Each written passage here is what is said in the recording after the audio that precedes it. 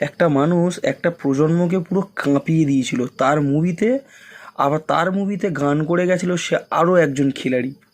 সত্যি এই দুটো মানুষ মিলে কাঁপিয়ে দিয়ে গেছিলো একটা গোটা প্রজন্মকে। আর আজকে সেই তাদের দুজনের মৃত্যুতেই আজকে যেন কেঁপে গেছে পুরো ইন্ডাস্ট্রি।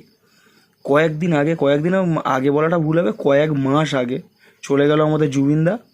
আর সে যাকে ভাইরাল করে দিয়ে গেল, যাকে হিট করে দিয়ে গেল, তার একটা বাংলা গানে মানে মনোমুগ্ধ করা গান, এই সেই ব্যক্তি রাহুলদা।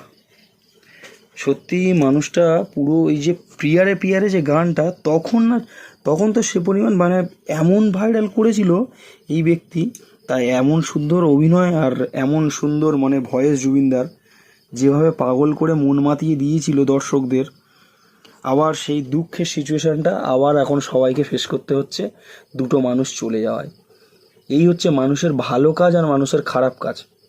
মানুষ সত্যি না, ভালো কাজ করে গেলে না তোমার মৃত্যুর পরেও মনে রেখে দেবে মানুষ। এই দুটো মানুষই তার পরিচয়। আমাদের ছোটোবেলা থেকে মানে বইটা যতবার মুভিটা দেখি মানে বুঝতে কী পারবো না পারবো, কিন্তু ওই যে লাস্ট সিনে যখন নায়কটা ধরে মারবে, মেরে ফেলে দেবে, তার যা কষ্টটা, যে ফিলটা, সেটা তখন না বুঝতে পারলেও এখনকার জেনারেশন বুঝতে পারে কী জিনিস বানিয়ে গেছে আজ থেকে 15 বছর 16 বছর আগে। আর জুবিনদা যা গান করে গেছিলো সেগুলো তো মাইন্ড ব্লোয়িং, যার কোনো জবাব নেই। বাংলা গান যে এত সুন্দর হতে পারে আর মন ছুঁয়ে যেতে পারে, যার কোনো আর মানেই হয় না, মানে দুর্ধর্ষ যাকে বলা চলে। তা রাহুলদা দুদিন আগে চলে গেল, আর কি বলা যাবে। ভগবানের কাছে এইটুকুনি চাওয়া, সে যেন ভালো থাকে।